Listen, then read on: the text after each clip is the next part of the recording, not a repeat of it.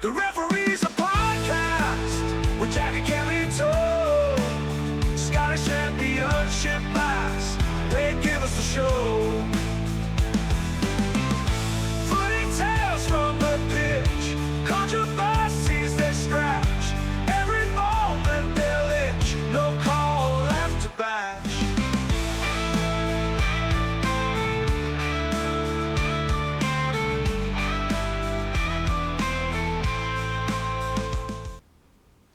Here we go again, ladies and gentlemen, back another week, another episode of the Referees a Podcast. I'm Cameron Smith.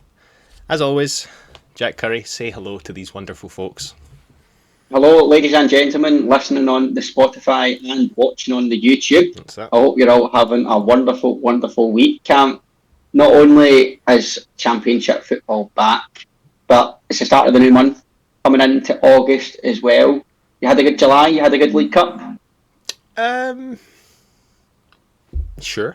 I mean, I got to see the new players playing. We got to see a couple of victories, a couple of not so victories. But I think the main point is the season's back. The League Cup, League group stages have done, but the big stuff's coming. Now, that's what I'm looking forward to. Had a nice League Cup, but the league's coming, Mr. Curry. Yeah, it's time for the serious stuff. I mean, I'm absolutely delighted with how this League Cup campaign went, as you can imagine. I mean, wow. I wouldn't have thought that. No, not at all. I mean, straight into the last 16, 4 wins from 4, beating County 3-1 away, which we'll get on to in a wee bit. I mean, things are just looking absolutely rosy under Wilson here, without obviously getting us too ahead of myself, you know.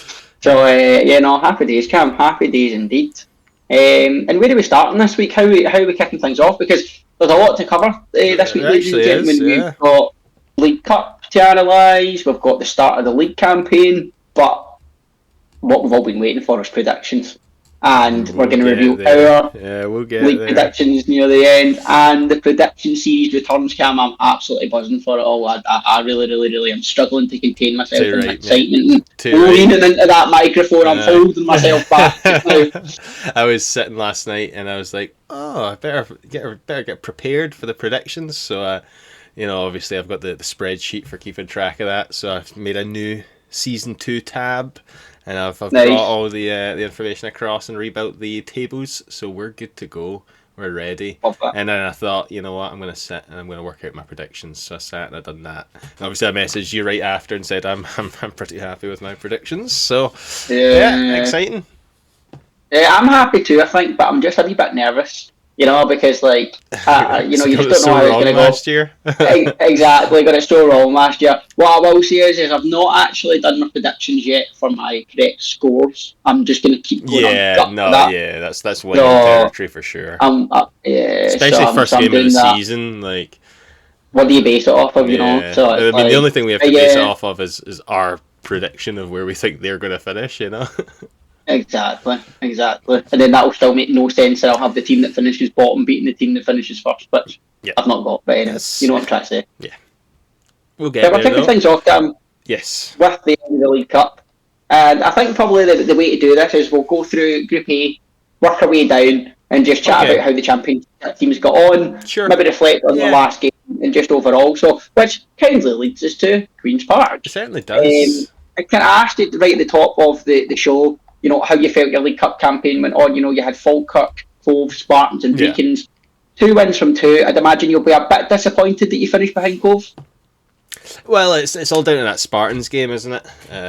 Now, obviously, that I wasn't there because we were camping at the time. Everyone listening we were at home. Camping. I did end up buying the stream, but I was bullied out of watching it. Because I was taking away the atmosphere of the camp or something along those lines.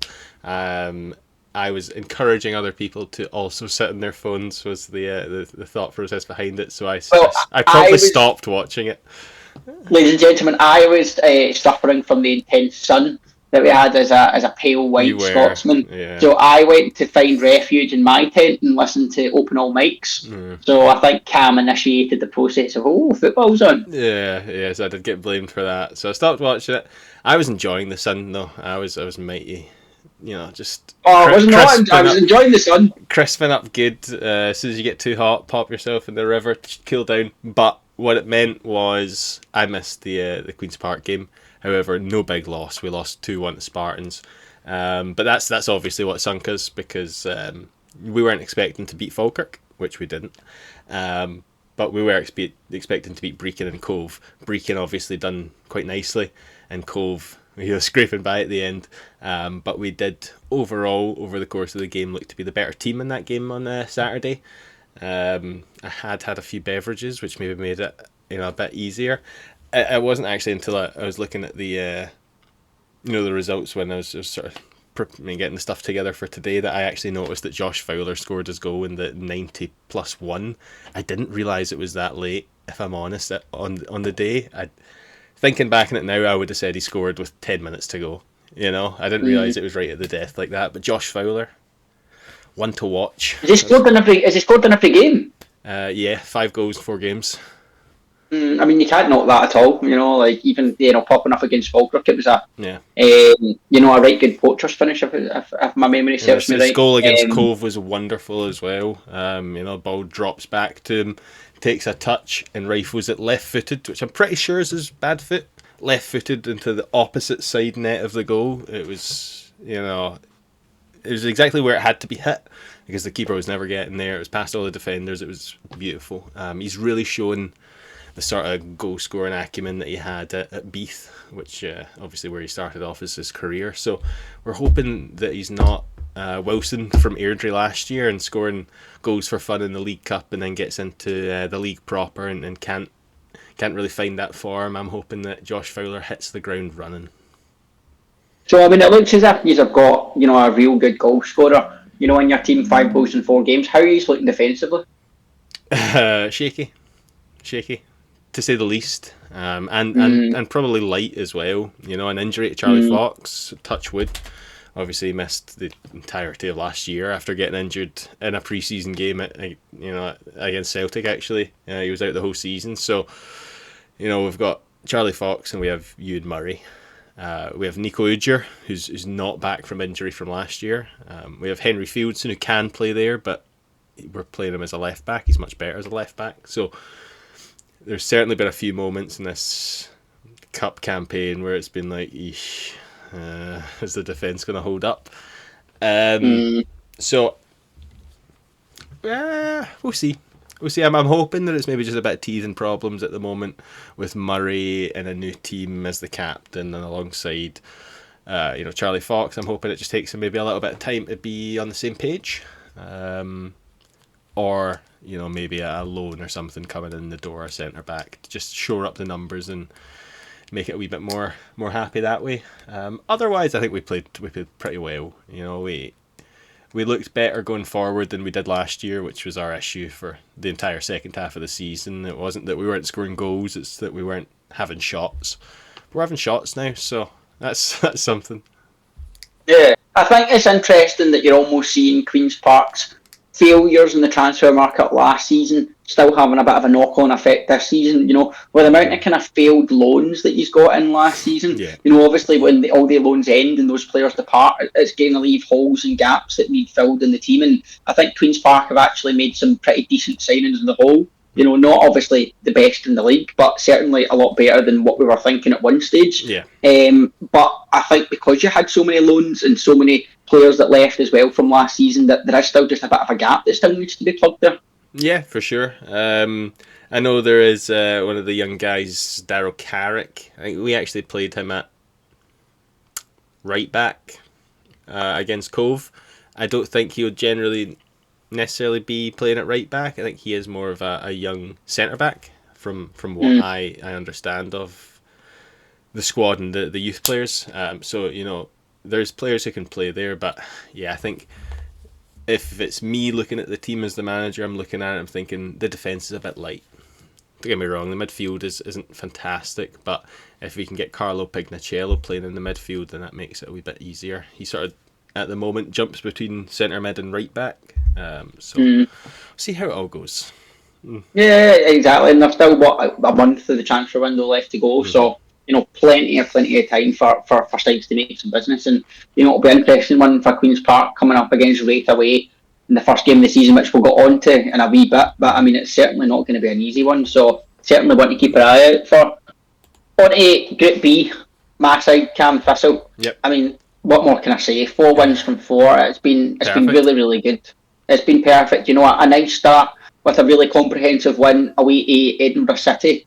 Following that up with really, really good solid wins. Stranraer, particularly Queen of the South, hearing how good we were in the first half for Hull was just excellent to hear. And, I don't think many Thistle fans would have expected, I think, you always hope, you can go and get a win, even inside in your league, perhaps expect, but I think it was more the manner of the performance and some of the quality of the goals. I mean, I think any Thistle fan listener watching this, I mean, Robbie Crawford just seems to be an absolutely transformed player. There's many pals of mine at Thistle that know how much I just slated him and criticised him and would just lambast him for his performances last season. But in this League Cup campaign, he genuinely looks like a brand new signing, a brand new player. And, he got on the score sheet as a drive and run from midfield, getting onto a through ball, which was just absolutely excellent.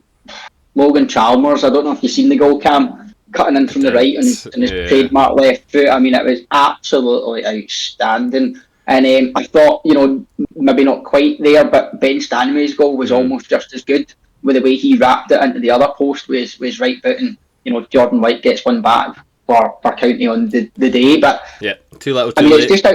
It's far too little, too late, and I'll hold my hands up here because I think way back in the first episode, I think I said, Ross County with their new manager, but they don't. They stuck with. I realised that almost as soon as the episode went out. They've stuck with Don Cowie. Right, that could be their downfall. That could be, mate. Aye. It could be because, obviously losing at home to Thistle's one thing, but we need to remember this County team, lost on penalties to League Two Stranraer. Yeah. Some might say it was the very first game, which it was, and excuses can be made. But Thistle played a team in that league away from home as well, and beat them, by scoring four goals. I'm sure it was. So, you can only take that excuse as far as it goes. Obviously, you say Thistle, you can only say positive things. What's your impression on Ross County after this Group B? Where do you put them? Because I think they've been everybody's favourite for the league, and it's not really been the show that we've been expecting from them. I mean, it's not what we'd been expecting, that's for sure. But I will go back to saying I think it's been said already in both episodes that we've done so far this season, but I'm never too intensely bothered about how the League Cup groups go. Obviously you want to be doing well, obviously you want to be progressing, and all the teams think that. They all want to make it through and progress through the cup. It's only natural. But it is still pre-season. Yes, most teams have some pre-season friendlies as well, so there's pre-season to sort of get them ready, but not really. They've not had the same amount of time to prepare and get their fitness levels. Not that they go away for the summer and they don't do any work and stuff like that, but coming in, getting to know your new teammates, all gelling together, learning how everyone plays together. I think it all takes, obviously, it's not something that I think, it takes time. So I don't look too heavily and criticise too much on these sorts of games. Obviously, they're wanting to, put a marker down and show everyone to be scared sort of thing, but I think it can almost sometimes work in your favour to not do well in the League Cup. And first off, you're not having to think about the League Cup games like has happened in previous seasons. We might see some of these teams who've not gone through pull forward a game from later in the season to play in that gap that opens up. We'll see. I think Ross County are still a really good team. I think they're still going to do very well. They're maybe lulling us all into a false sense of security. Yeah, I mean, I suppose one thing is the League Cup and the league are two totally different beasts. It's as you said, it's such a small sample size. Basing it off the 4 games that have happened in July compared to 36 over an entire season. So yeah, I mean, it certainly is an interesting one though. We County now because they have made some really strong additions and it's very well publicised just now about the backing that they've got. So there's obviously money to be spent. There's obviously a desire and a want for an immediate return to the Premiership. For me, it's if they have a poor start, how long's Cowie keeping his job for? Well, Because that's it, isn't with it? that pressure must be Yeah. there. And he will understand that, and being from the Highlands himself. So it's certainly going to be an interesting one for County. I mean, go back to Thistlecam. I mean, what do you make it to Mark Wilson? Because obviously last season it was him and Graham was taking all the plaudits. He certainly So was. what, Yeah, he certainly was. Yeah, I mean, I think he's doing a fantastic job so far. Obviously, the one big benefit that Partick Thistle did have in their group in comparison to most other groups, probably not all, no Premiership team in there. Which obviously, with Ross County being the team coming down, be a bit scary because they were a Premier team last year, but at the same time, they were one of the worst Premier teams last year. They came down, and it's like that way where the playoffs at the end of the season, sometimes it's actually the team coming up that's in the much better form because they're winning loads of games to get to where they are, whereas the team coming down, they're losing lots of games. So Ross County obviously haven't managed to fully turn their momentum around as of yet, whereas Partick Thistle, obviously we're on a good bounce of form overall after towards the end of the season with Graham and Wilson in charge. So I think it's probably worked in your favour a little bit to have that touch of continuity with half of that management team staying on and building on what the foundations that were put down last year. So I think it's actually worked in your benefit, despite all the sort of back and forth thing in the off season about who the manager was going to be, and then what felt like settling with Wilson. I think it's probably benefited overall. Yeah, no, it's really, really interesting to hear from the outside because, it certainly did go on at the time and it's strange thinking back now, as to what that sort of feeling was like and how things have sort of played out since then, I've been hearing, wonderful things about Alec Ray's involvement in this as well and how he's been helping the midfield players in particular and, maybe hark back to my praise of Robbie Crawford. I think some people have been sort of pointing in that direction and saying that. So certainly interesting. And on the playing side of front, another addition made for Thistle through the week and another goalkeeper through the door, Josh Clark, who was previously at Ayr United. He looks just now that he's coming in to play sort of second fiddle to Budinakis. But I'm sure it's going to be one of those cases where if his opportunity presents himself, he's got experience in the league and he's going to be fairly solid. So again, I think what I've said before about Thistle and the signing policy, it seems just now is it's not quick, but we're making slow, calculated decisions, and they actually seem to be paying off for us. And if we're saying Josh Clark's going to be coming in as a backup when, well, you can't say anybody was Ayers number one last season because they weren't, but he seemed to feature, especially near the end, more than most. Yeah. Of Ayers 14 keepers or whatever it has that they chose before of last season.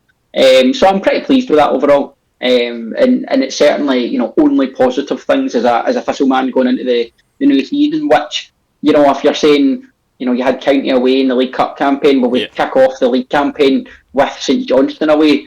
So it's back-to-back really, really difficult tests, and we're past test one. Aye, yeah, that's it. Exactly. Like you say, top of your group, maximum points, and good performances as well. So you can't really ask for more than that. Obviously, you guys progressed through winning your group. So obviously, we'll come on to, we'll touch on who made it through and who's playing who in the next round. But for the time being, we'll move on to Group C. They bottled it. They did. Did they manage to get through? I don't remember what 9-pointer teams actually managed to make it through. They did finish on 9 points in second, but there was, I think, 5 or 6 teams that did. It's funny because just when you were saying, "Oh yeah, we'll go through the League Cup draw," that actually made me think that I only ever. No, they didn't. I was stalling there as I was googling it. Is that I couldn't quite remember all the teams that had made it through because I just remember going, "Oh, Thistle have got Ayr class," and not really thinking anything else. Ayr, Livy, Morton. Yeah, Thistle, Ayr, Livy, Morton are the Championship progressors. for that. So spoilers, I just spoiled some of the groups, right? Sorry, everyone. We just had a wee bit of a moment. But yeah, Group C, Airdrie, what are they doing? I know. What is that? 2-1 up at home against Alloa, less than Yeah. half an hour to go. You're through in the next round, and you chuck it away. I Yeah. mean, it's a big contrast, from what you see near 3 wins out of three. We were facing them, they're beating Dundee. They were in a great Yeah. place, and now all of a sudden you kind of go, I lost at home to Alloa. Right before the league campaign Yeah. starts. It just throws a spanner in the works, doesn't it? I know, and for it to also, not only losing on the last game of the League Cup group to drop to second place, but also to be bad enough to completely drop you out as well, being a 9-point second place team and not getting through because you lost from a winning position with an 89th minute goal to concede the winner. Oof. You'd be raging if you were the manager in that changing room at the end of the game there, wouldn't you? Oh, you really would be, because it looks as if it's goal difference by 1 goal Yeah. to Morton that's put them out, So, yeah, it's fine margins in the League Cup if you're finishing in second. And as you said there, Cam, even a draw would have taken Airdrie through, and they've absolutely paid the price for, defeat at home. And it's something that, I'm sure McCabe's going to be drumming into them very, very quickly, that, can't have any more repeats in it. I know, because to go and beat the Premiership team in your group, and to not only not win the group, but not even qualify out of the group, it's pretty savage. Really unfortunate for them. Obviously, what they needed to do is they needed to have better games against Montrose and Bonnyrigg. They had to score more goals than they did. That's where I think they'll probably look back and think, how have we not come through this? Yeah, you got Dundee, the points against Dundee. They never expected to. They managed it. But you needed to put a few goals in past Montrose and Bonnyrigg. Come on, Just get the goal difference up a wee bit. I suppose that was always their issue, wasn't it? Not being able to score enough goals. So we'll see if this is a sign of things to come. Obviously, new signing Ian Henderson. He's been obviously around, played half a season on them at Queen's Park, was at Hamilton last year, but he's never been much of a goal scorer that I've ever noticed. So obviously that's just the goal from the penalty spot. It's maybe not obviously the same, but maybe enough to just give him a wee bit of motivation going into the season, thinking, you know what, maybe I can score some goals. But who knows? Airdrie were obviously a strange one last year. I think we're probably going to see a strange one again from them this year. Yeah, no, definitely. It looks like the same, and they're quite a difficult team to judge just now. So I think the first kind of few league games are going to give us a sort of better idea, I think, in Airdrie. So, yeah, disappointment for them overall in the League Cup, but certainly positives, I suppose, they can take from beating Dundee and winning their other two games as well. It was just too little, not meant to be in the end for Dundee's progression there. And another side, which they did progress but lost their last game, was Ayr United. Yeah. Away to St Mirren. I'm sure that one was on the telly, which I didn't manage to catch. Heard another howler from David Mitchell, which I'm not going to go on about. But they lost 2-1 to St Mirren. I mean, not an awful result by any means. Kevin Holt popping up on the score sheet here. It says Ayr United. 3 wins and a defeat against the Premiership side away for Ayr.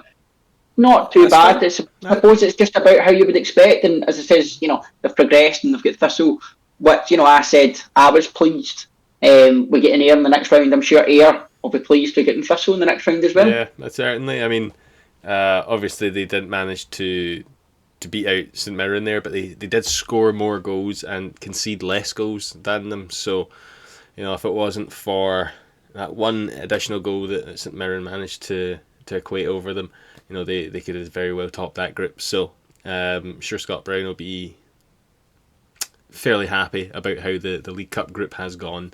They have qualified obviously out of the group as one of the best, the top 3 second place teams, and like you say, going to play yourselves in the next round as well. So I think probably both sides happy there, not coming up against the Premiership team, which is always the you never want to be the first round out against a Premiership team. You want to you want to get on as long as possible, so I'm sure both teams will be looking at that. Are you home or away in that one, do you know? It's at Firhill. Is it Firhill? So big advantage to That's Thistle it. there. Oh yeah, big time. So yeah, I'm sure both teams will be looking forward to that. Obviously, as we know, Scott Brown has started to assemble a bit of a team at Ayr United.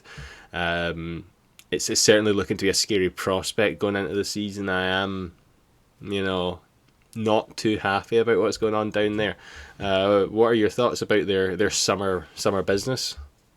Yeah, I think they're really strong. Mm-hmm. Yeah, really, really strong looking here, United. There's not. It's a difficult one. I don't want to speak really too negatively about them because I think overall they have made a lot of good progressive signings.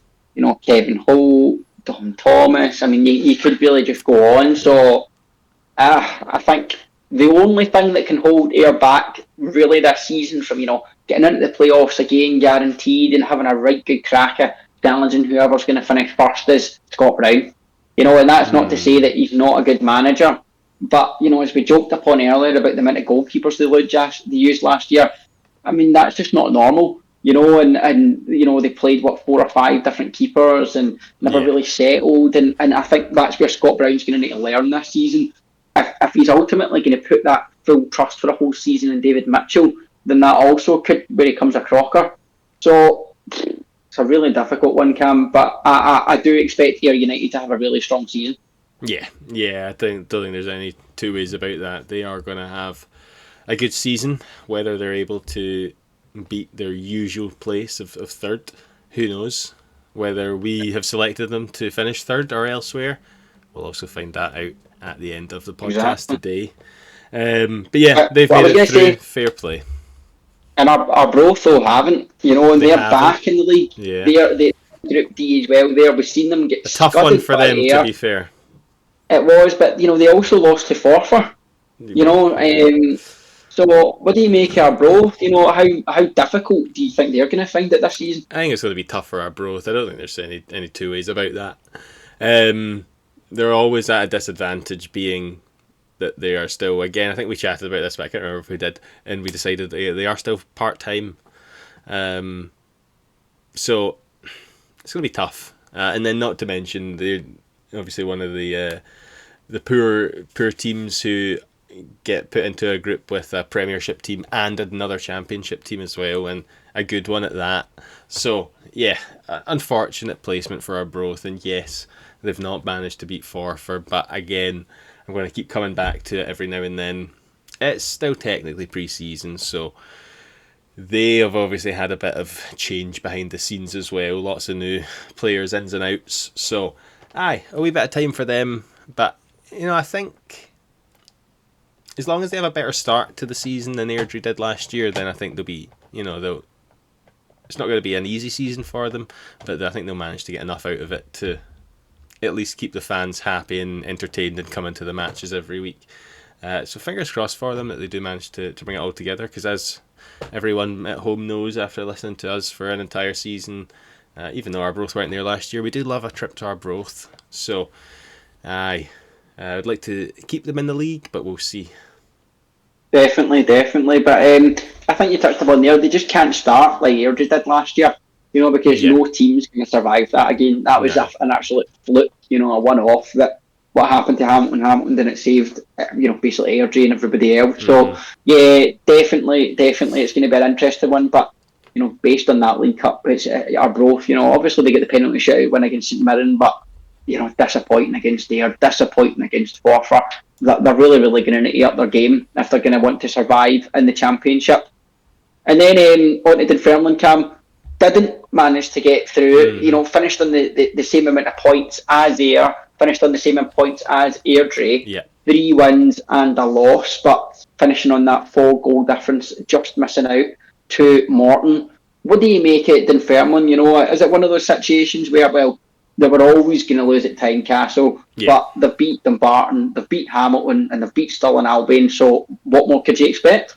Yeah, I mean, I don't know, Dunfermline's a weird one. I suppose they were to be where they sort of finished roughly where you'd expect them sort of last season. Managing to keep Neil Lennon, obviously that's big, I think that's probably big. it's hard to say what his impact was last year. I know they survived, but at the same time, they weren't convincing by any stretch of the imagination. It wasn't like Neil Lennon came in and everything changed and they were obviously going to be safe from that point on, sort of thing. You know, it was still a bit of a struggle. And I don't know how much I rate their off season. I think they'll be fine this season. Just to be clear, you know, it's hard to place Dunfermline. I think because they had such a poor season, and you know, I think they've put in a lot of work. They've put in a lot of money. And I think if it all comes together, they'll have a good season. It's just hard to feel too confident after what we saw last year. So I'm not going to throw the boat out and say they're going to get relegated. I'm not going to throw the boat out and say they're going to be in a playoff spot. But I think they'll have a fairly solid season this year and build on what they managed to salvage from the end of last year. Yeah, I mean, I think with Dunfermline, it's very much almost how I described it as what you would expect from them in the cup campaign. I think Lennon staying is definitely a plus for me, and I think, you know, he came in when he did with the type of players that he had at that time.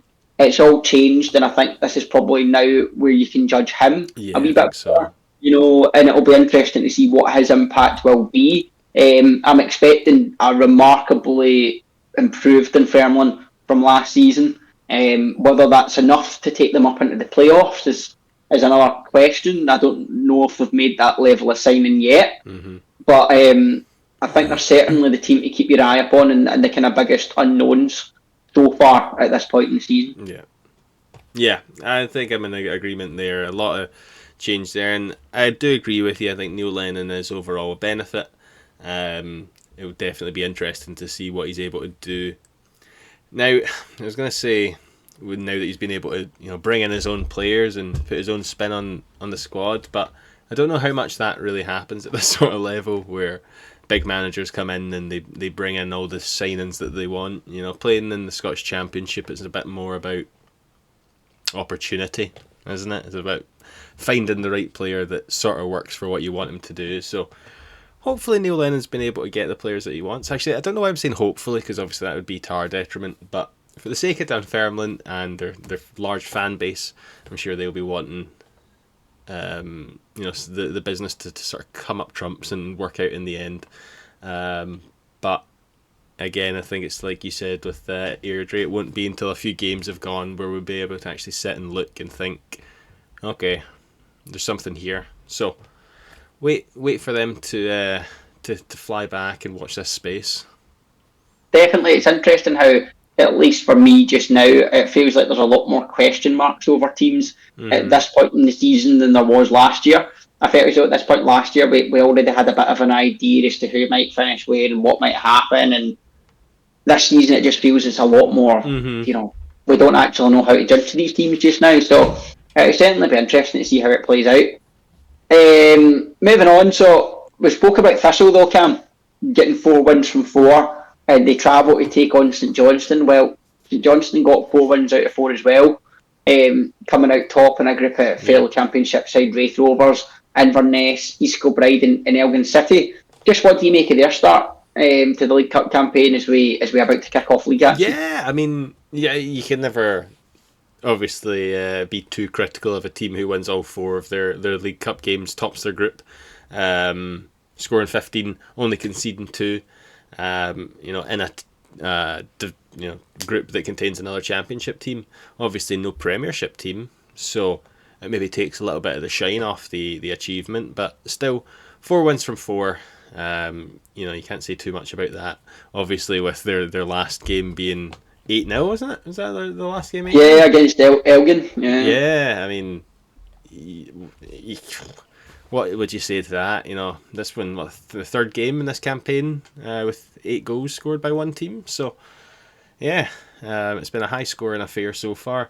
So, I mean, it does actually maybe also take another little bit of sheen off of the fact that they scored 15 goals with 8 of them being in one game, you know, but still. Yeah, I think Elgin's keeper got sent off after about 8 minutes or something. Well, it doesn't have a red card coming.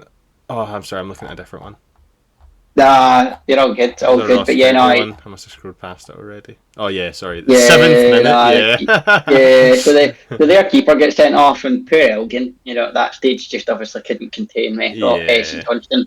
So but yeah, you know what? Fair play to St Johnston. They were ruthless on the day, Well, and that's a exactly, good yeah. sign.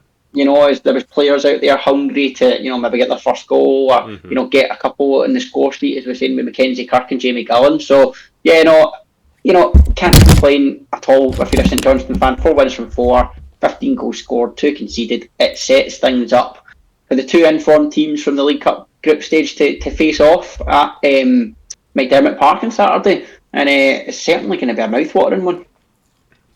No, it certainly will be. It certainly will be. Obviously, I'm just massively excited for the season to be kicking off. It's weird. I think we've spoken about it a few times already, but this off season has felt awfully short. With the League Cup has obviously been this sort of way for a few years now already. But I feel like last year there was maybe only like 1 or 2 friendlies before it and stuff like that. But at least from a Queen's Park perspective, obviously we had 4 pre-season friendlies and an open training session and all that sort of stuff. So it felt like you're finished off. And then all of a sudden, right, we're back, by the way. And there's only a couple of weeks and then we're back proper. So, yeah, I can't wait for this weekend to roll back around and see how the season goes when we kick off. It's going to be absolutely mental, mate. You've been teased into it so far, Cam. You've been teased into it. And your season begins at the next team we need to talk about, and that's Wraith. Yeah. I find it really difficult to judge Wraith, just now. And I almost want to say they've had a poor League Cup group stage, even though, they're sitting there with a positive first goal, 4-goal difference. But they've lost, obviously, to St Johnston. Yeah. And they had that massive collapse at home against East Kilbride as well. I don't know how much a win over Elgin and a win over Inverness can really gloss over that for me. I'm actually sitting at a really, really disappointed place with Wraith Rovers just now, and I think, Cam, it's reflecting big time in my league prediction for them. Yeah. Well, I mean, yes, they haven't had a great League Cup there. And, the thing that takes the shine off of St Johnstone's also makes it worse for Wraith Rovers, being that there wasn't even a Premiership team in their group stage and they still managed to lose 2 of their games. Yeah, certainly not ideal. Although I will say, the Dylan Easton hat-trick against Inverness, that's got to give them a little bit of hope that their star man is still firing on all cylinders, at least seemingly so far. Still looking good and still able to get the ball in the back of the net and play a big role. So I think he's going to be huge for them this year. Not that he isn't always huge for them this year, but I think they've obviously been in a bit of a struggling sort of patch. Obviously last season was, big problems for Wraith Rovers, being with their manager situation, and the season just, it never settled for them. So I think Dylan Easton, if he can calm the situation and steady the ship on the park and take care of business, then they will, I think, have an okay season. Because like I said last year, Wraith Rovers have got a good team, even though I'm not sure they do quite so much this year. But I think there's still a lot of good players there, I think the thing with me is, when I looked at Wraith's squad earlier on, is there is good players there. There's the potential there to have a really good team. But if a Dylan Easton gets injured, they've brought in somebody like Paul McMullen. If any of these top players, are out, you just don't fancy them anymore, or at least I wouldn't, Yeah. So I think Wraith are playing a real fine balance here between having some really good star players and having a really good squad. And it's certainly going to be interesting to see whether they get that balance right to achieve what they want to achieve, because I don't think it's any secret, Wraith want to be one of these teams pushing for the playoffs, being an Ayr United and that kind of third place position need on every season. So it's going to be an interesting one to see how it plays out. They play yourselves at home.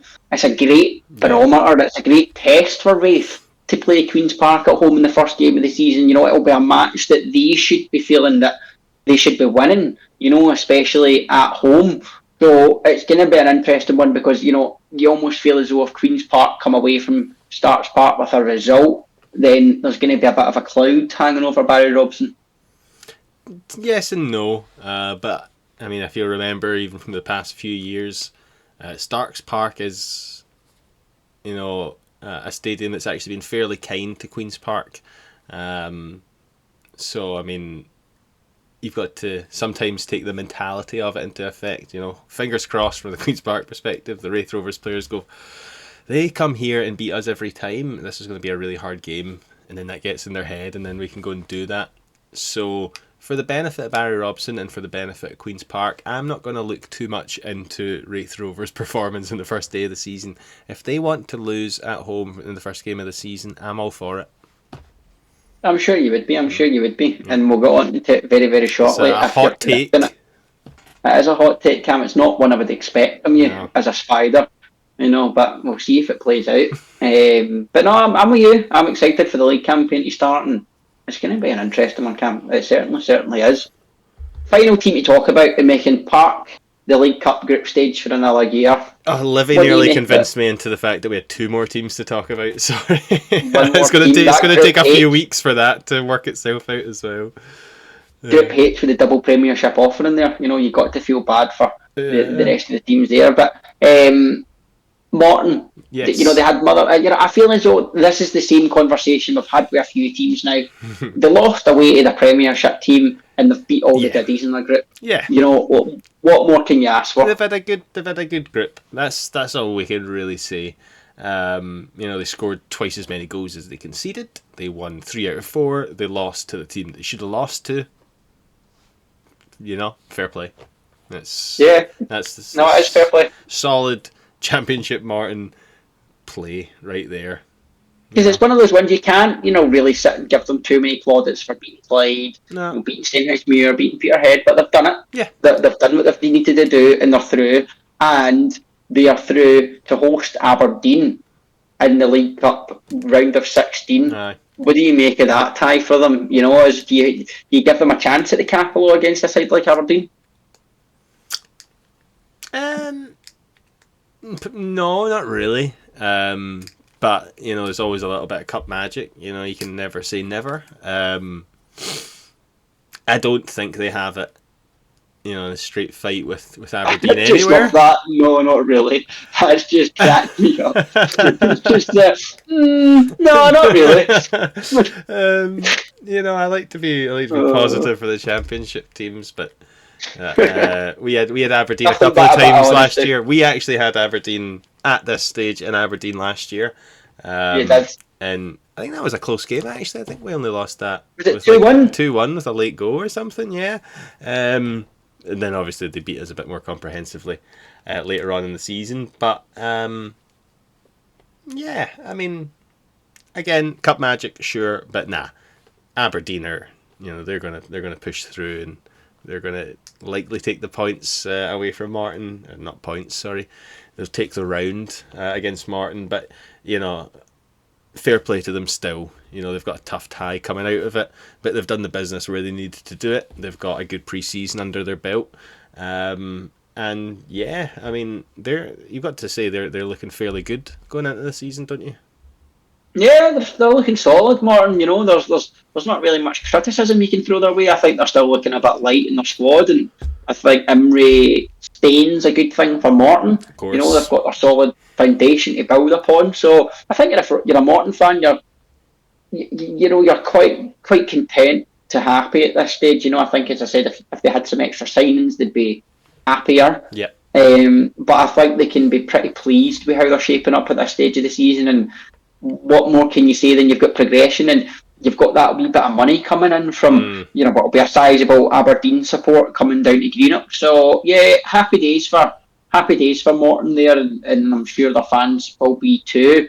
And just, I suppose, maybe final point, Cam, on the League Cup, we've got St Johnstone, our other team in the Championship, hosting Premiership Motherwell. Wee bit of a closer one perhaps than Morton taking on Aberdeen.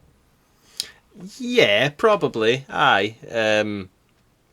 You've got to, definitely a little bit closer there for sure, especially with the performances that St Johnstone have put out in comparison to Martin. Not that again Martin has played poorly, but St Johnstone obviously managing to win all their games, winning their group. So a little bit more momentum potentially, if anything else. I still don't think that St Johnstone will beat Motherwell, but there's always a chance, isn't there? There's always a chance. It's football. Yeah, exactly. I mean, it's, as you said, one of those ones. Being the home team especially gives St Johnstone that bit of a chance and that wee bit more of a clout. But we've seen Motherwell already. I think it took them to penalties to get past Clyde. So you can definitely still get at this Motherwell team. But certainly not the worst draw that St Johnstone could have got in terms of chances of progression to the next round. And obviously we've already spoken about 18 times that Thistle are hosting Ayr in the competition as well. But I think that's enough League Cup talk for one bit of time. Season. And I don't know how long we've started, I don't know how long we've got left, but it's well, time Carrie, to I'm going to tell you, I think it's probably time that we, look at the championship and we maybe start to lay down our predictions for the league table, not the final predictions that we'll get to for this week's fixtures, because to give us an idea, or give the listeners and watchers an idea of where our head's at, I think it makes sense to see full predictions what we're thinking the league table is going to look like this year. Now, am I right in saying that last year we started bottom up? And yes, one of us went, we did. I would have said. Let's stick with that then, because that seems like that's the most sensible format. Now, who's going to go first? You want to go first, or do you want me to go? You go first, because obviously I'm going to have to update the spreadsheet on my side with your selections. Okay. It'll be maybe a wee bit easier for me to just do that and then talk about it, and we'll do that. I've got my iPad here ready to go. So I'm not clickety clacking on my mechanical keyboard for all the folks back at home. But Jack Curry, 10th place, championship. 10th place. I think this is no surprise to start off with, but I'm going to go for Arbroath. Finishing 10th. I know, no way. I really am going for it already. I couldn't have predicted that at all. Nah, definitely not. There's no chance that you've went for the same. But I think, just pretty obvious reasons why. I think that the result against Ayr for me was quite a stark one. 4-0 was it? I'm sure at Somerset Park, and then you lose in your last game. In a derby match as well to Forfar. It just really didn't look as if Arbroath are in that strong of a position at this stage of the season, and when you kind of compare them to against everybody else, it does look as if it's going to be a tough one for the Red Lipties. So I'm going for Arbroath coming in number 10. Yes, as you could probably have guessed, I agree with you. Arbroath for 10th place is also where I'm thinking, and again, it's not the same reasons as yourself. They haven't had a great season there, but again, obviously the team coming up from the division below, they're part-time, they're going to have a hard time of it. There's no two ways about that. They're coming into what feels like what's going to be quite a hard and competitive championship this year, so I think it's going to be tough for them, and I unfortunately don't see them surviving. No, we're in agreement at least here, Cameron. This is where it now became difficult for me. I'm not going to lie, I've really struggled this year. Yeah, it was 5th to 9th was where I struggled for sure. I just feel as though I've struggled across the board, but for me, coming in at 9th is Airdrie. Okay. Putting them where they actually ironically finished last season.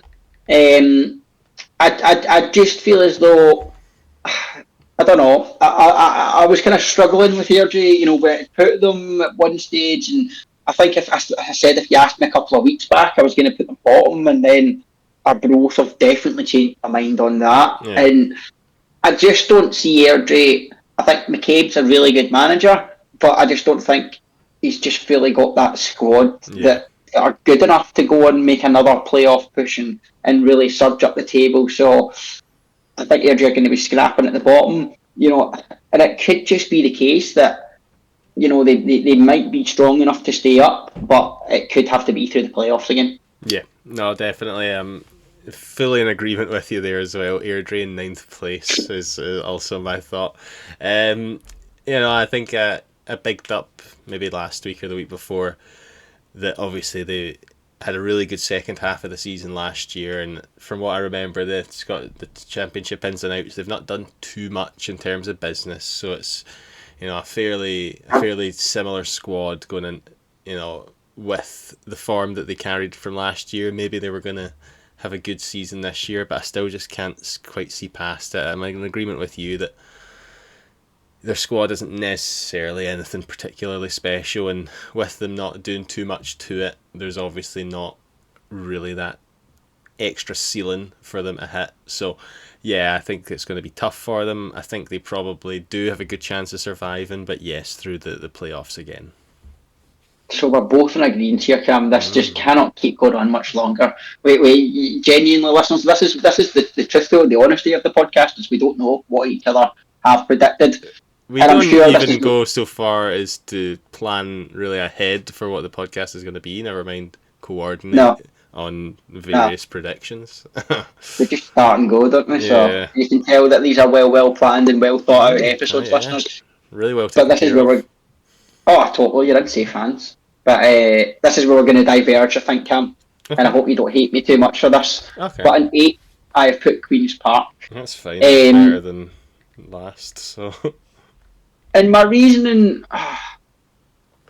I kind of think my reason was just basically what I spoke to you about earlier on, was the fact that it was, a decent campaign, but obviously disappointing as well with the 2 defeats in there for yourself. You've got a good goal scorer in there in Josh Fowler, but for me there's some question marks over the defence, and I think the Queen's Park is just that bit of depth just now. Yeah. In terms of your starting 11 might be good, but when we're in the difficult months of the season, when there's injuries and suspensions, and you're saying Grant Savoury might be back this week, there's only so many times that can kind of keep going before results might turn. So yeah, so I'm gonna go with Queen's Park in 8th for the place, just for the moment. And we nearly didn't deviate here. We nearly were spot on. But I think you'll be surprised actually at this one. 8th place I have Morton. 8th place you've got Morton. Interesting. Why? I don't know. I didn't have them there initially. I think I had them in their eternal sort of 6th place before. And the more I thought about it and the more I looked at it, I thought I'm only putting them there because I know that that's where they should finish, because that's where Morton finish. And the more I thought about it, and I was like, it's going to be a mighty competitive league this year, so whoever finishes in these positions, I don't think it's going to be, too much in it.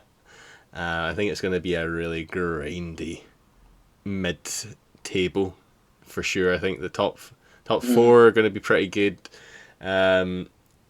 To a degree, what we thought last season was going to be before it turned into not so much that, I don't know. I just have this feeling with Martin. There's not too much to base it on. Obviously, they did manage to keep Dougie Emery and everything like that. But the fact that there was even the possibility in the cards that he was off skis, it said to me back at the time there was maybe something going on, and the amount of time it took them to fix their cowshed, if it's even been fixed yet. They're obviously not lining their pockets with fucking gold and rubies and sapphires and everything, they're not doing crazy huge business, and I think they're always eternally in that sort of realm, and I think it's only a matter of time before they get their comeuppance and they start finishing a bit lower down the league, and it's going to be this year, 8th place. Well, I've got Morton in 7th. Right. And I kind of agree with you pretty much in the most part there, in terms of I think the mid-table is going to be very grindy, and I think the mid-table not going to be separated by much. I can agree with you, but the teams I've got in 5th to 8th, back all the way down to Queen's Park in 8th there, I think are going to be separated by a handful of points potentially. Mm-hmm. So, Morton in 7th, and again, I think it's not an insult to say that that's not a great season. It's not an insult to say that will not be a bad season. That'll be an all right season for Morton, and I think we can expect to see them in the Championship, continuously once again. So, 7th place for me for Morton. Yeah, and we were similar. I've got Queen's Park in 7th place. All right, interesting. I thought you would have had them a wee bit higher up, being a spider. So God, no, not after last year. No. And knowing the depths we have to go to cut the budget, even as the season progresses and stuff like that. So, no, we're not gonna have a fantastic season. We're not gonna have a good season. We're not gonna have a great season. I think we're gonna have a pretty solid one, as long as the manager can get the boys playing the way that he wants them to play, in the way that he hopes that they can play. He obviously sees something there, and I believe him when he speaks. When he says the things, I trust that he means it. So I'm hoping that the manager's able to turn what he says into positive action on the field. Like I say, it looks so far like he's doing more for the way the team's attacking and sort of moving forward, which is nice. Obviously helped on by the fact that they have signed fairly well, especially in terms of like a striker and attacking players in general, and a wee bit of life breathed in from the youth players coming back in, like T-Mam Scott playing very well in pre-season. So going forward, I don't have too many doubts. It's like you mentioned, the issues in terms of sketchiness at the back and lack of depth and stuff like that. So I think we'll have a tough season, but fingers crossed, all safe. Exactly. And I think our bloody tables are going to end up looking quite similar, because am I right in saying that in 6th place and 5th place is the 2 Fife teams? Yeah. Right, well, we'll do them together then. Okay. So I think we're going to be opposite. For, we're going to be opposite here. I've went for Dunfermline finishing ahead of Wraith. Yeah. So I went for Wraith in 6th and Dunfermline in 5th, just to piss off everybody from Kirkcaldy. And I promise that's not just because I still absolutely hate the cartoons that Wraith Rovers produced from last season as well. Yeah. They were really bitter and defeated times, and I liked how other teams were starting to bite back. So if we can have a wee bit more of that banter, I think we would all take it. Mm-hmm. I found this one to be quite difficult, I will be honest. I think Wraith Rovers starting 11 is definitely better than Dunfermline starting 11. Mm-hmm. But as I touched upon earlier on, I don't think Wraith Rovers' squad as a whole is that special. And I don't know how good a manager Barry Robson is still, because he didn't do that well at Aberdeen, and he's done all right at Wraith, in terms of he's had some good running results, he's had some good individual results, but there's been some right stinkers in there as well. Yeah. So, difficult to judge, and I just kind of feel as though I'm just going to give Dunfermline that wee bit of extra credit just now. I'm going to say that Lennon's experience is going to help them get even more good signings in, and they should benefit from that. And I don't know, I've just edged Dunfermline out. I want you to tell me why I'm wrong though, Cam. So yeah, as I thought, we have swapped the here again. I don't know, obviously I think I maybe still just have this bit in the back of my mind from my various claims last year that Wraith Rovers were a good team, that Wraith Rovers are still a good team, and this season, as long as they don't sack their manager after the first game, then they'll be able to keep a wee bit of consistency going and have a good season. Like I say, they do have a good team, they've got good players there, and maybe, just maybe, Barry Robson's found his feet to the point where I think that they're going to have a fairly decent season while not, setting the world alight and pushing for the promotion plots. So I think they're going to be 5th place. But I think they're, if they do end up beating Dunfermline, it's only going to be, they're only going to just pip them, because I do like what's going on at Dunfermline. I think, like you say, Neil Lennon's a good manager. He's going to be able to get the best out of the players that are there. And obviously they do have good backing, and in terms of fans, and it seems money. So, there's a lot of things going well for Dunfermline and going their way.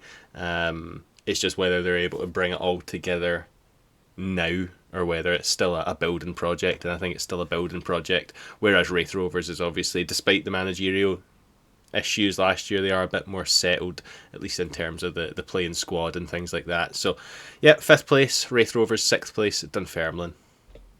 Very, very valid points there, mate, Cam. I can't even argue back against anything you said there at all. So I think you might end up being right on that one, but I've locked Dunfermline in its 5th, so we'll stick with it. That means that we've only got the top 4 to go. And just to keep things super boring, we've got the same 4 teams. So let's see what order we've put them in.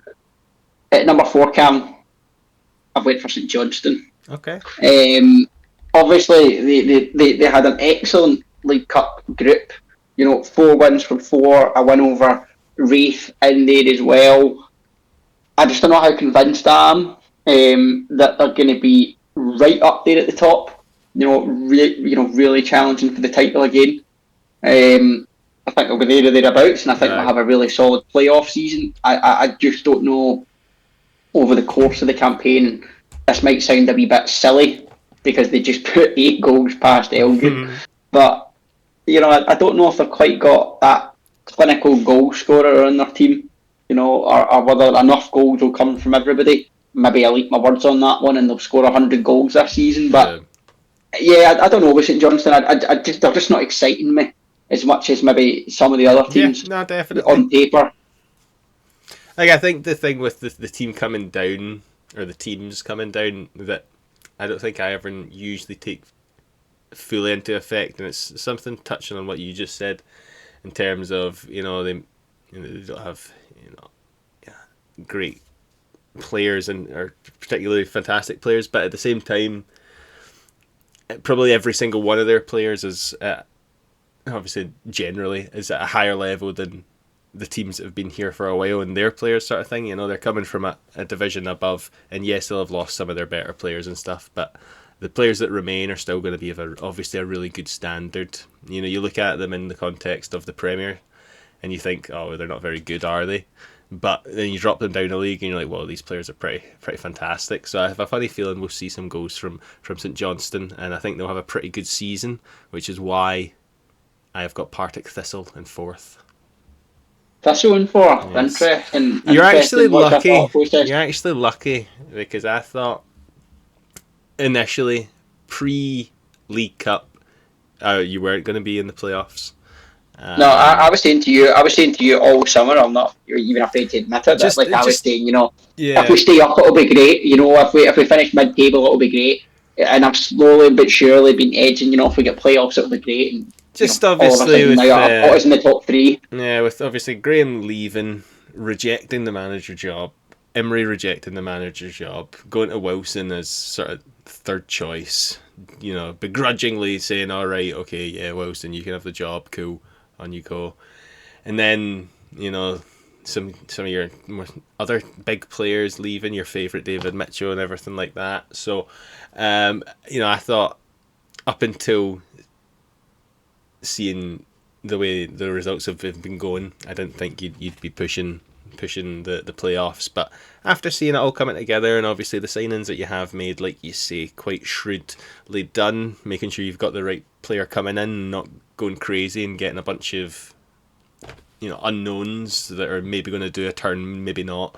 You've gone for, like you say, well thought out and taking your time, but making sure to get the right man. So I think you'll have a good season. But the other 3 teams that I still have yet to pick, I think are just going to be a bit too strong.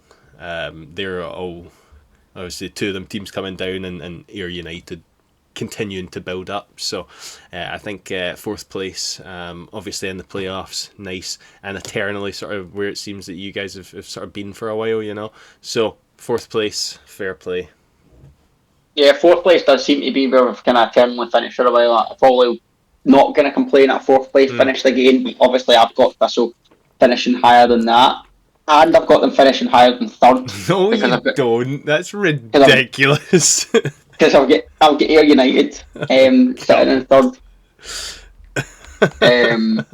Ayr United belong in 3rd place, and they will achieve nothing more in life. And that's all I'm going to say on the matter.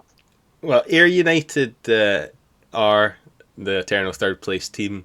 until this year, Ayr United are not going to be third place this year. St Johnstone are going to be third place this year. Oh, St Johnstone. So what's your thoughts then on St Johnstone? You know, you've got them finishing in third. How far ahead of Thistle you'd imagine St Johnstone are going to be? I don't know. I don't think I've thought that much. Not that into deep into it. I don't. I think it's going to be pretty close. Generally, you know, I think it's going to be one of those ones, you know, working out in the last sort of 3-4 games of the season sort of thing. The way last season ended up being super close, although it didn't expect it to be.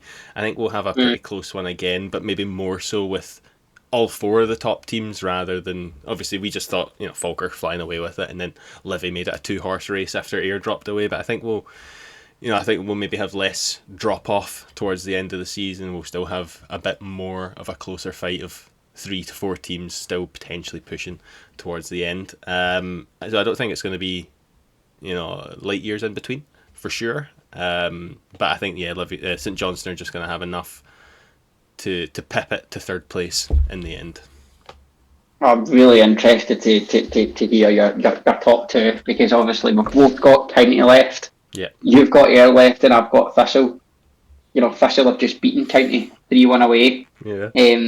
But Okay. I'm putting Thistle in at second. Good. I thought you were going to be ridiculous there for a second. No. You'll be parting this to win the league. Nah, I'm not doing that. But no, I've got Thistle in at second. You know, obviously 4 wins from 4, right? Really, really good stuff. I've tried all week since the County game not to get carried away, and I'm still trying not to get carried away. It's difficult, but I'm trying. Yeah. I think the thing when I look at Thistle just now is the methodical signings. You know, if we can pull even just a couple more of them out the bag, you know, a good loan or a good signing here or there, just to add that wee bit more depth. I don't know how possible that's going to be, but with League Cup progression, you know, potentially even further progression with that, if a victory comes against Ayr United at home and you're into the quarter-final, even more money's being made available. I'm just backing that what's worked so far is going to keep working for Thistle. You know, I've heard so much praise and seen so much good in the highlights about Tony Watt up front and his link-up play, Cameron. And I think this is a point that you're going to agree with, and a point that resonates with a lot of Thistle fans who I'm sure will be listening to this. Is, you know, Brian Graham was an absolutely phenomenal striker. He was a phenomenal captain for Thistle and drove standards and scored so many goals and made history, you know, at his time at Thistle. Tony Watt's a completely different striker to that. Yeah. But what Tony Watt is bringing to Thistle just now is something that Brian Graham could never bring, and that was extremely good link-up play. And I think what we've seen from Thistle is, you know, instead of, you know, Brian Graham scoring 80% of the goals and the next goal scorer having 3, you know, we've already seen that the goals have been shared throughout loads of different members of the squad, from full-backs to strikers to midfielders to centre-backs. You know, and that can only be a good thing. So I'm hoping that we see more of a balanced Thistle side this season. Right. And I'm right on the positivity to put us in at second. Well, I'm going to say something that I think might drain just a little bit of your positivity, just initially based on the sheer lack of comment itself. See those things that you just said about Tony Watt? Those are very similar to the things that we were saying about Zach Rudden at the start of last season. But Tony Watt's a different beast to Zach Rudden, purely. Well, the thing that I was going to say about him is, you know, a brilliant player, obviously, and yes, he does have that, but you almost sort of want him playing alongside someone who is a goal threat. And yes, share the goals out, and that's what I felt was happening at the start of last season with Zach Rudden. He was doing a lot of running, putting the ball back into dangerous places for, you know, like Dom Thomas to pop up and score a goal and things like that. But the issue with relying more so on other players to score the goals, which isn't a bad thing, because I do very much believe in you want to be getting goals from all throughout your team.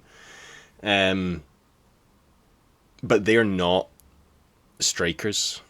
You know, strikers' job at the end of the day, when you look at it, black and white is to score goals.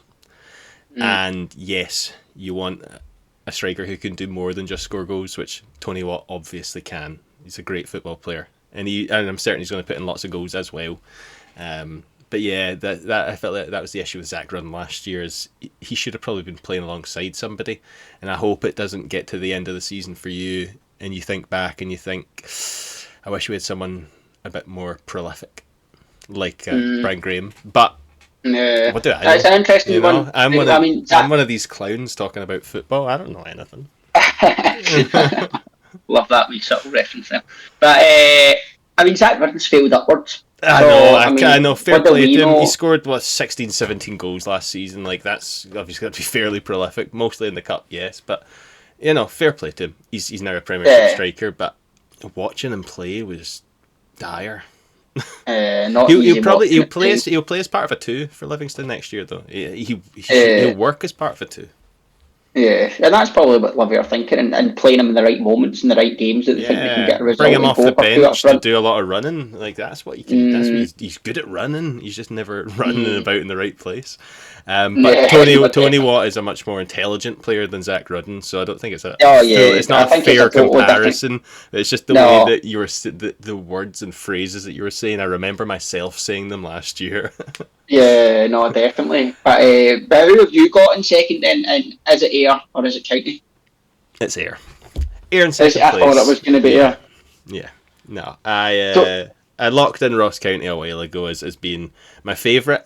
And then when I was doing it, I actually put Ayr in third place again because I'm like, well, Ayr finish in third place. But I was like, you know what? Maybe Ayr don't finish in third place either. It's going to be the year that Martin don't finish in 5th or 6th, and it's going to be the year where Ayr don't finish 3rd. Partick Thistle are still going to finish 4th though, but Ayr are going to finish 2nd. So we've both went for a team to win the league that only won 2 other League Cup campaign groups. Only won 2 other League Cup group games. Yeah. That's exactly what I like to hear. That's it. From the deep thinking here. But I'm with you. I've got County at top as well. I mean, what this means is Ross County is going to bring forward a midweek game later in the season to that week where the League Cup games are going to play. They're going to play it at the weekend. They're not going to have any other further games to move fixtures for later on until the Scottish Cup and the SPFL Trust Trophy comes around, so they can maybe get a foothold in the league early. I do still think though that County will be. I think if the only thing that can hold County back is Kerry, because you look at County's squad. It's so much better when you actually look at who they've got. Yeah. It is a really good team. They've got Ronan Hale up front. If he's not moved on, you know what I mean? Like, I'm gonna just double check that, as I say, because he scored. I think he's played in the League Cup, I'm sure, already. Yeah, 4-4. So I'm just making sure he hadn't got, because I mean, if they can keep him, then that's massive. But you look at Ross County's team as a whole, they really are going for it. Jay Henderson, we've already spoke about, Nicky Clark, another striking off the experience of Gary Mackay-Stephen, Ross Docherty, they've still got Brophy, they've still got White, they've got the experience of Declan Gallagher. I mean, we could go on and on and on. They've got players in abundance there. It's whether they can just all pull it together, and they definitely should pull it together. Whether they can's a totally different question. I think the thing with Ross County this season, Cam, that's probably different to seasons in a long time past, and I mean, my memory, serves me correct, whether they were hot favourites in championship seasons before, but pressure's on County this year.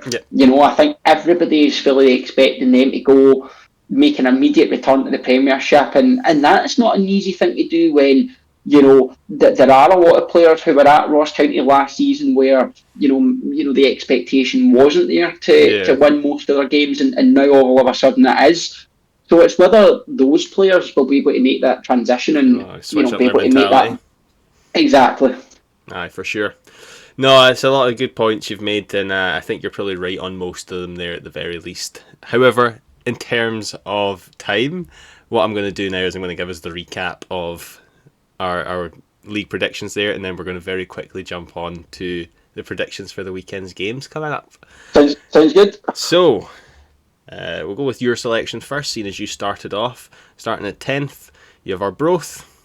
Then we have Airdrie, Queen's Park, Morton, Wraith Rovers finishing the bottom 5.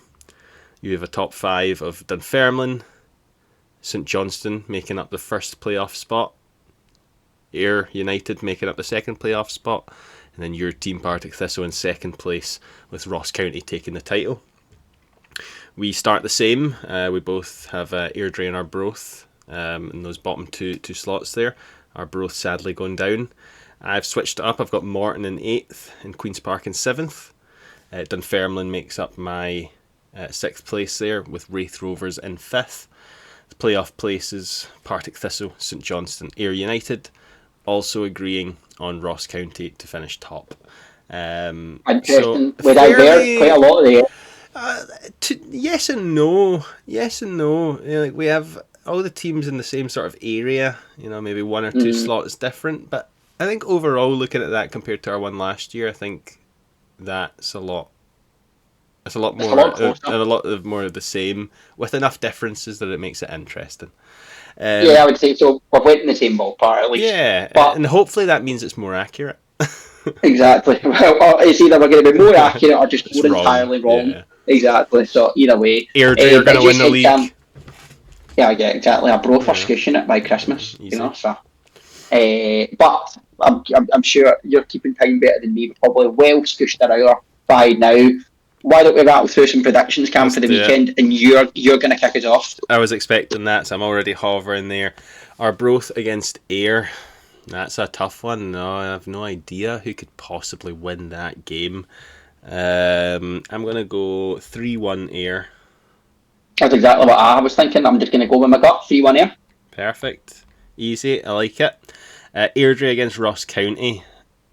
You know what? I'm going to go 3-1 again. 3-1 Ross County. I'm going to go 2-0 County. Yeah, 2-0 County. Easy days, no problem. Morton Dunfermline. That's a tougher one. That's a tougher one. You know what? I'm gonna keep it going with what felt like a classic Morton at the start and a classic Dunfermline at the end. 0-0. Oh, 0-0. That's a dire one to get you started. I actually feel as though these 3 games at the bottom are a lot tougher to predict than the opening 2. Yeah. I'm gonna go a draw as well, but I'm not gonna go as bleak. I'm gonna go 1 each. Okay, cool. Next up, my team playing away to Wraith Rovers. I'd like to put in.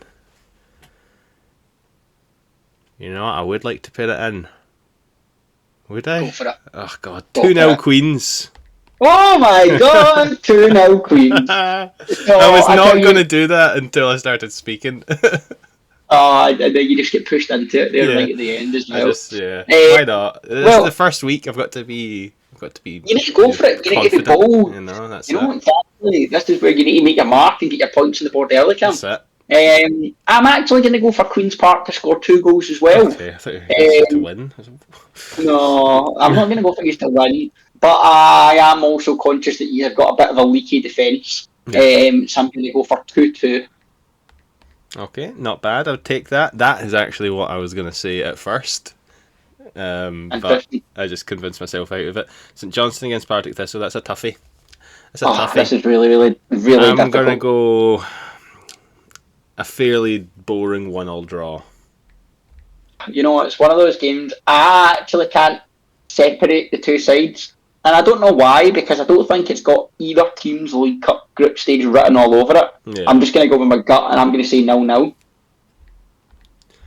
You're saying about me having a dire one? It's not even a game I'm going to. I'm not even going to care about or see. You know? No, but I don't think a 0-0 away to St Johnstone's a bad result. I mean, it's not an enjoyable result. No, but it's not about it. It's dull. It's dull. But I would take a dull 0-0 away to St Johnstone to start. Yeah, that's a good start for sure. Yeah, it's a good start for sure. Right, to recap then, starting off the Friday night, Arbroath against Ayr. Yes, now I said Airdrie. Presumably on BBC. I have not checked, but it's Friday night. So no, yes, it is. I've seen the advert. Yes, no, it must be. Yes, spot on. Friday so night football returns. we'll be able to see how we've both correctly predicted a 3-1 Ayr United victory. Airdrie, I have losing 3-1 to Ross County. You have Ross County taking that one as well, 2-0. We both have a draw, Martin against Dunfermline. I've went 0-0. You have went 1-1. Queen's Park against Wraith. I just had a crazy moment in the end and decided that it was going to be 2-1 Queen's Park. You have went for a 2-2 draw there. And I've went for a 1-1 draw, St Johnstone against Partick Thistle, where you have went 0-0. And that concludes the predictions. The predictions are back. They're back. They are back. And I just realised I've been an absolute donkey this whole time, Cam. About halfway through the episode, I realised, I'm literally sitting in the dark, and I put my lamp on. Yeah. And I realised that it's still not even that light, so apologies, listeners. Well, I will say, I did notice when you put it on, I was like, oh, that is better, because I, a few minutes before that, also turned my light on as well, because it had been getting dark. Yeah. We're getting to that time of year now where it's starting to get dark by the time the podcast ends. But then again, we were a little bit late in starting. We were a bit later. But not that much later. Nah. But we're past June now, Cam. The 11 o'clock night of lightness have gone. It's sad. Well, that has been a podcast, Jack Curry. Has been a podcast. That's been a podcast. We've covered a lot of ground there. We've dealt with the League Cup in its current stage. We've got our predictions well and truly started and done there. So, yeah, fantastic episode. Thank you very much, everyone at home, for listening / watching.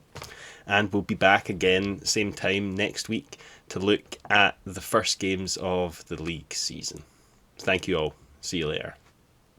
Have a great week, guys, and enjoy whatever game you go to at the weekend. Catch you next week. Bye.